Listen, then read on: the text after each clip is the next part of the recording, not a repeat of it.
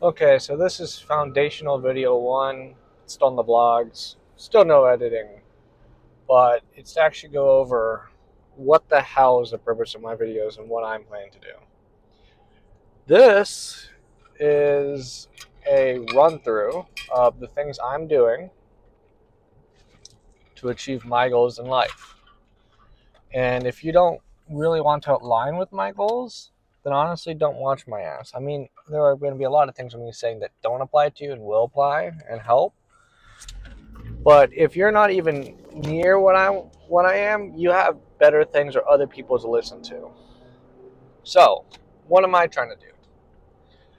I am trying to be relatively fit, like six pack. I'm not going to be fully shredded. I'm not going to go on bodybuilding shows. That's just too far. Now, do I want a bodybuilding body? If it's possible to do it with only spending 4 to 5 hours a week of direct work, not even direct work, like 3 hours a week, because I don't want to waste that much time doing direct body workouts to be like that. I want that. I want to be rich in the sense in which I have everything that I want within reason. So as of 2024, if I were to live by myself, which is not everything I'd want, but if I were to have an amount of money I needed to maintain what I would want in life, I would need approximately $200,000 after taxes. This means I can go have as much steak as I want. I can travel and go to places I need to be. And I like to work on projects, whether it's fixing the house or making literally a jungle gym. I want to make a jungle gym at a certain point. Uh, Buying little bits and pieces, having an air conditioner per room, because I like to have my room when I sleep at 62 to 66 degrees. It depends on the day, but definitely below 70. Anything above 70, don't like it. Need to have a fan at the very least. Um, but 200,000 is just the number I came up with, and I just looked at, well, if I wanted to buy a Tesla and I want to have a relatively large house, and not even like a fancy house. None of these people were it's Persian carpet and nice granite shit. I want a I want a house, preferably in a city, but like be 4 or 5 acres, which is it's gonna be outrageously expensive. But I want a farm, but I want the farm in the city. Since that's not really feasible with the 200,000, it would mean a lot higher. Is that the alternative, which is because robot taxi is going to be around pretty soon, and then even flying taxis possibly, is I could actually have the same property for a tenth the cost out in the middle of bumfuck nowhere, relatively like 30 to 40 miles out from the major city that I want to be in. And then I would either have a robo taxi or a flying taxi, so the commute in is not wasting my time. Because it's kind of awkward to have a personal driver, because like you want to talk about things, or it's just it's just another person. You got to be like friendly with them, because you're not going to treat them like a slave. But you know chances are you don't want to be friends with the person. They're just there to do a job, but it's awkward. So robotaxis really does solve that, because now you get something that doesn't have to speak back to you, and you can be who you want to be. Not that you shouldn't in the first place, but it's just an extra thing. Everyone does it, and you know what I'm talking about. So to achieve those things, being able to eat any meal I want. Now my food meal, I'm not gonna go buy fucking caviar at $500 a pound, or even I'll buy A5 Wagyu on occasion. That stuff can run between 100 and 150 a pound. I mean, there's always more expensive, but yes, I like to eat meat. Anyways, but that would run me about 2,000 a month for myself. So every single day I'm having steak, or not even that, but I might need a private chef, because what I personally want is I don't want to have just a whole steak for a meal, or a whole chicken, or a lot of this. I want to have one chicken wing. I want to have 6 ounces of steak. I want to have 2 ounces of shrimp. I want to have 2 bites of potato salad, and then a bite of chocolate cake, and this and that. I don't really want a whole piece, and I really don't like that in the current system. When you go to restaurants, specifically Americans, a lot worse. Um, but whenever you pay, you get larger portions that you would prefer. A nice example, and it's still a little too much, but like when you go to Wendy's to get their junior little frost frosty, it's nice to have a junior size. I still would prefer slightly smaller than junior, but at least the options available. You don't have to get a small like at McDonald's or something, a small is a fucking large when you look at European standards. So the choice of being able to have exactly what you want. And that's why a lot of people are fat nowadays. Besides the fact that there's a lot of issues with our health system, but the one of the biggest factors is that when you go to a place, you're already paying so much, and you want and is this mentality get your money's worth. Like whenever you go to an all you can eat, just eat as much as you can and try to eat as much the most expensive thing, even if you physically don't feel like you want to. Same thing when you're at a restaurant, and this is what happens for most people is that they give you a larger portion. You fall into one or two categories of people, and typically when you look at people who stay skinnier on the end, they usually order something smaller. It may not be the most favorite thing on the meal, but they're trying to watch their weight. But it's they're not truly happy. They're just skinny, so they're happy in one sense, but then they're sad in the other sense. They're not getting the proper food and they're not getting proper nutrition. Um, and they get the smaller portion, or they do takeout. But the grand majority of people don't fall into that category. What they fall into is the category is they get what they want, what they crave, and what their actual body is telling them that they need. And most of the time, your body is right and it's trying to tell you what you need. But you get an extra large portion. So you order this steak, but you only get like an 8-ounce steak. Maybe you're just on a kind of budget. You can't afford to get the 20-ounce steak or whatnot. And then they give you a large portion of mashed potato, a large portion of fries or something to make up for it. Because, you're very visual on what we like and see. Big tits, big boobs, big steaks, big meals, big this, big car, everything, big house, whatever. But the thing is that you're at this point. You got the food, they give you the larger portion of this stuff. It makes up for it in calories. So you'll gain weight or maintain your weight.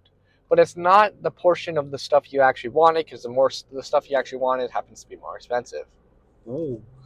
Um,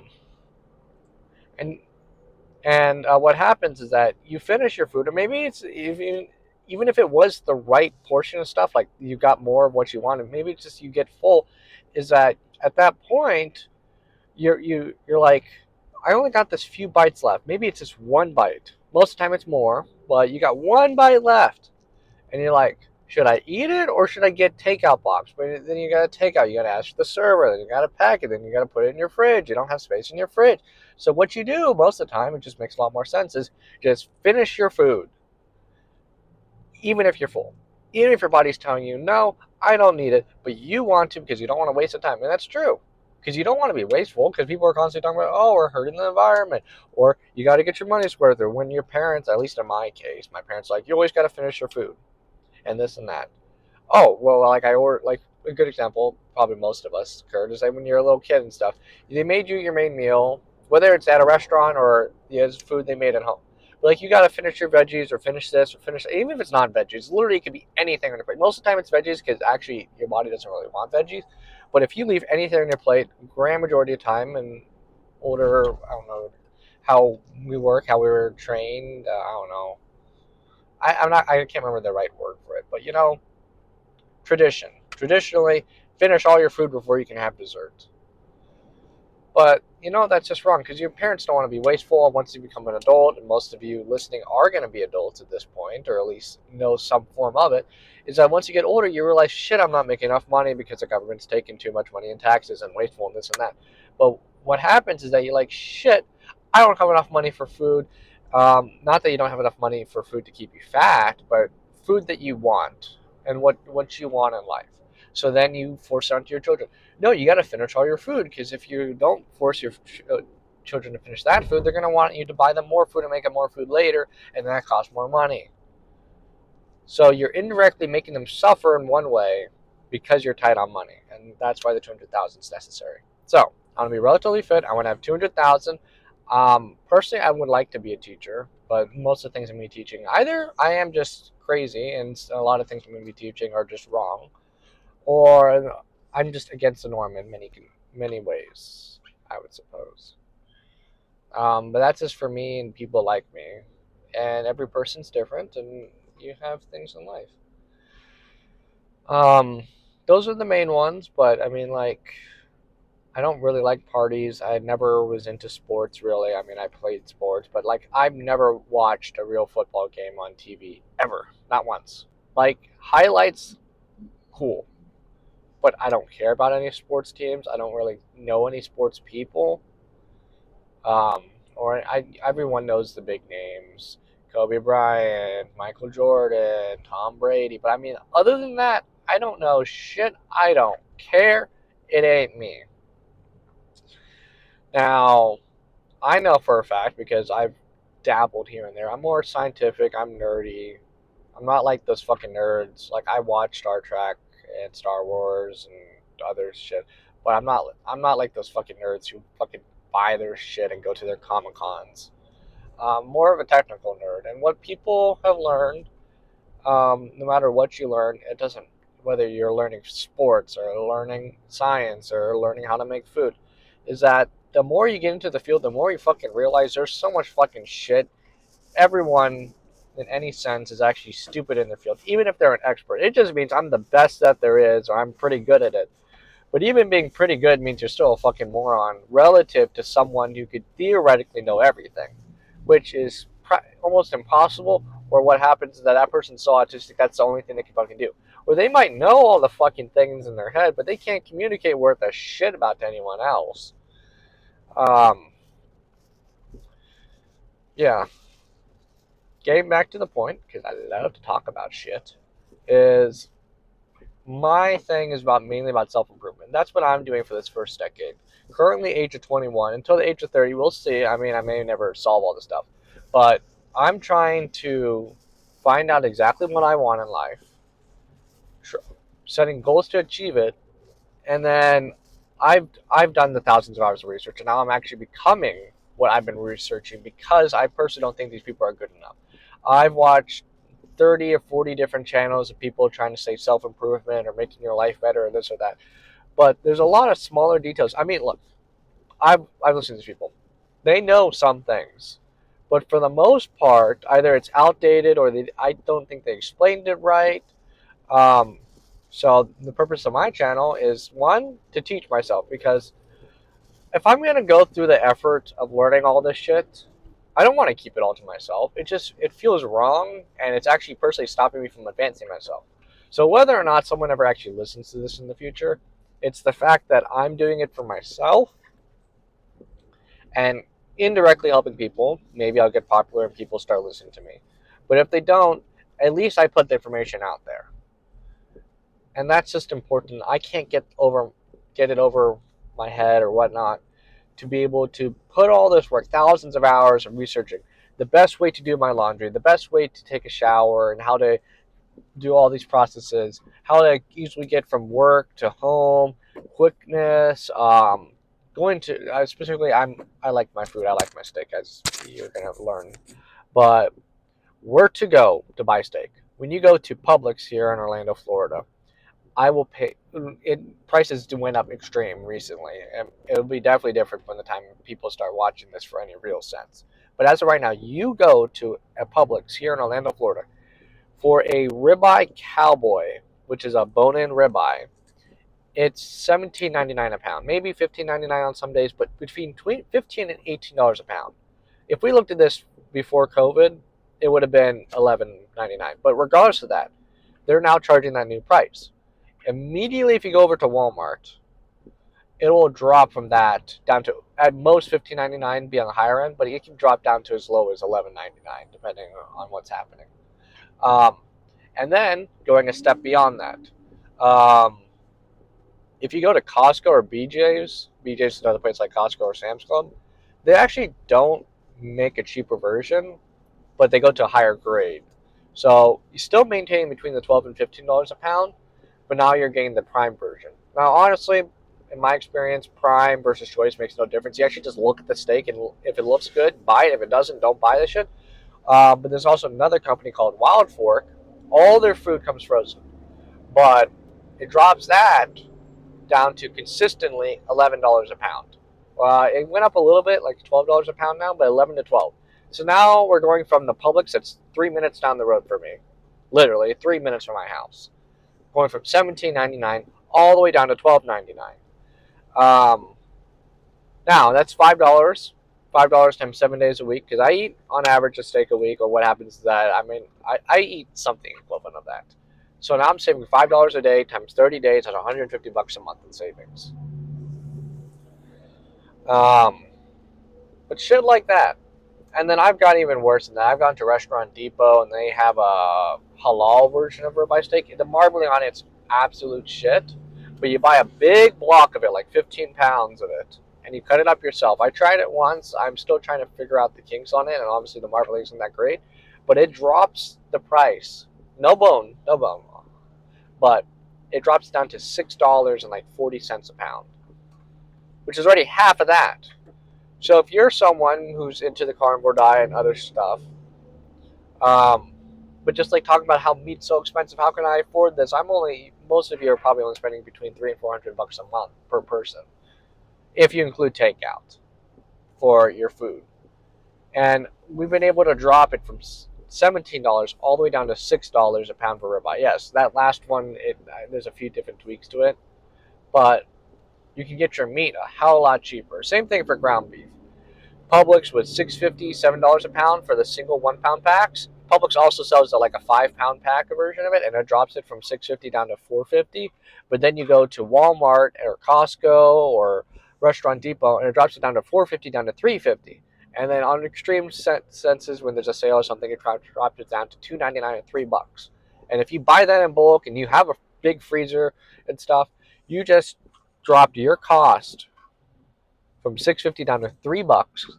You put it in the freezer. That means technically you can keep it indefinitely, but let's just say 3 to 6 months in the freezer, because you got to properly vacuum pack it. You don't want it to have frost burn, and that's also stuff that I'm still working on, like how to economically do it and easily do it, and because it is economical to get your own vacuum packer and seal stuff, but then you run into the issue of, well, now I have to spend the time to unpack it, and I gotta freeze it, and I gotta store it, and I gotta label it. So yes, in the real sense, you're saving money, but now you're losing time because you lost convenience. But convenience costs more. So it's about a balance. And if I ever do get the money and the fame and whatnot, I will actually start a company and try to sell meat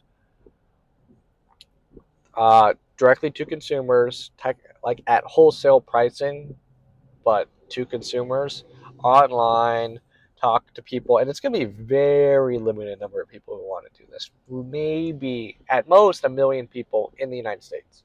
That's 0.3% of the United States, because there's over 300 million people in the United States that would want to do this and actually follow through with it. Because I sell restaurant equipment right now. I sell other stuff. The grand majority of the cost of everything you buy comes down to shipping and storage. If you were to buy a fucking refrigerator for 600, the standard refrigerator you have in most houses without the ice maker, you paid 600.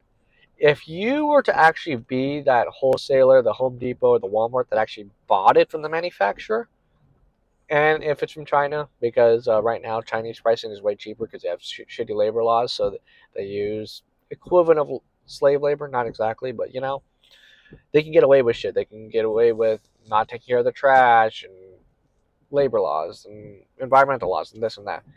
But that refrigerator only cost $100, but you get it. You're paying 600.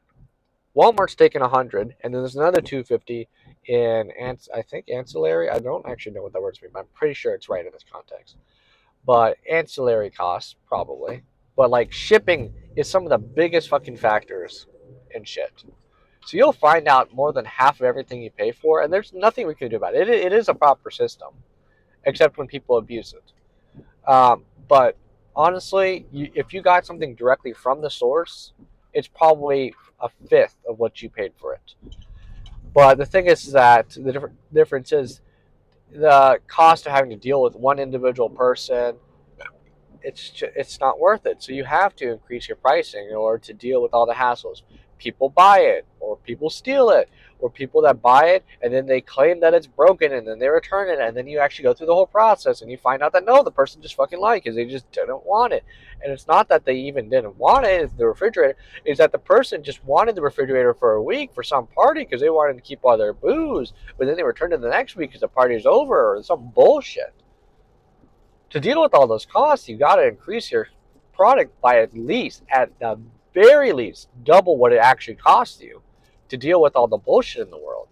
Things getting damaged, and blah, blah, blah, blah, blah, blah. And that's why shit's, for the most part, pretty expensive. Aside from taxes and all the other stuff that adds on top of it. But that's not the point. Ugh, I'm forgetting the main point. But this is the first video that kind of explains what the fuck I'm doing, who I am. And yeah, we're going to go from there.